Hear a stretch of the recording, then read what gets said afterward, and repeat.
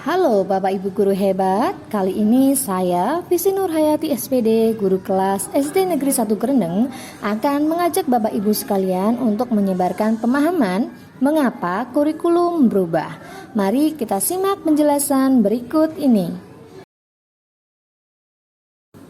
Sebelum kita membahas mengapa kurikulum berubah, kita harus mengetahui terlebih dahulu apa itu arti dari kurikulum. Kurikulum merupakan seperangkat rencana dan pengaturan mengenai tujuan, isi, dan bahan pelajaran, serta bahan yang digunakan sebagai pedoman penyelenggaraan kegiatan pembelajaran untuk mencapai tujuan pendidikan tertentu yang di dalamnya memuat latar belakang, visi, misi, tujuan, serta struktur kurikulum dari sekolah.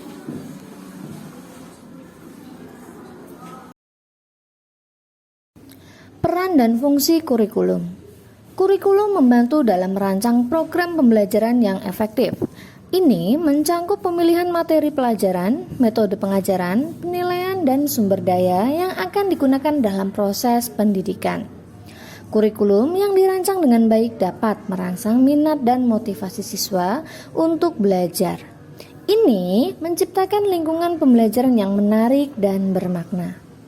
Kurikulum membantu dalam merumuskan tujuan pendidikan yang jelas dan spesifik. Ini menentukan apa yang diharapkan siswa pelajari dan capai selama proses pendidikan. Kurikulum memberikan dasar untuk pengembangan instrumen evaluasi dan penilaian. Ini membantu guru dan lembaga pendidikan menilai pencapaian siswa dan efektivitas program pendidikan. Mengapa kurikulum perlu berubah? Kurikulum perlu berubah karena dunia dan kebutuhan masyarakat selalu berubah. Alasan mengapa kurikulum berubah yang pertama adalah perkembangan pengetahuan dan teknologi. Pengetahuan dan teknologi senantiasa terus berkembang dengan cepat. Oleh karena itu, kurikulum harus diperbaharui untuk mencerminkan perkembangan terbaru dalam ilmu pengetahuan dan teknologi. Ini memastikan bahwa siswa memperoleh pengetahuan dan keterampilan yang relevan dengan dunia nyata. Yang selanjutnya, perubahan sosial dan ekonomi. Masyarakat dan ekonomi juga berubah seiring waktu. Perubahan ini mempengaruhi jenis pekerjaan yang dibutuhkan di pasar tenaga kerja, sehingga kurikulum perlu disesuaikan agar siswa dapat mempersiapkan diri untuk pekerjaan masa depannya. Yang ketiga adalah kebutuhan individual siswa. Setiap siswa memiliki kebutuhan dan minat yang berbeda. Kurikulum yang fleksibel memungkinkan siswa untuk memilih mata pelajaran dan jalur pendidikan yang sesuai dengan minat dan tujuan karir mereka. Yang selanjutnya, persiapan untuk tantangan masa depan.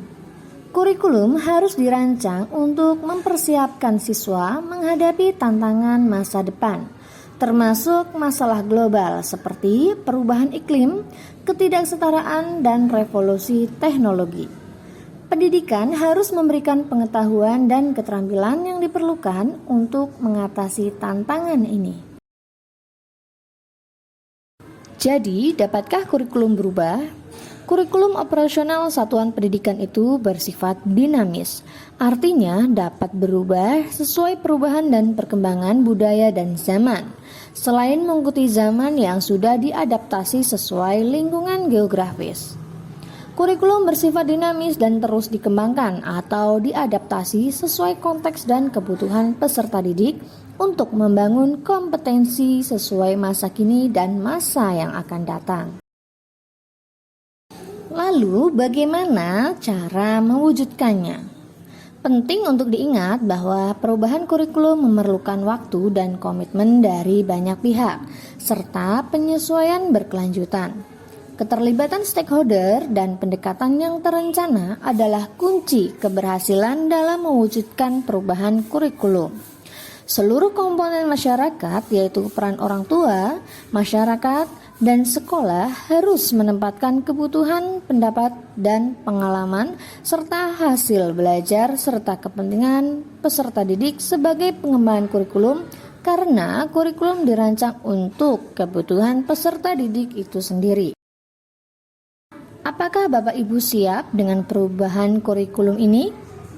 Untuk meningkatkan itu berarti berubah. Menjadi sempurna itu berarti sering berubah. Winston Churchill.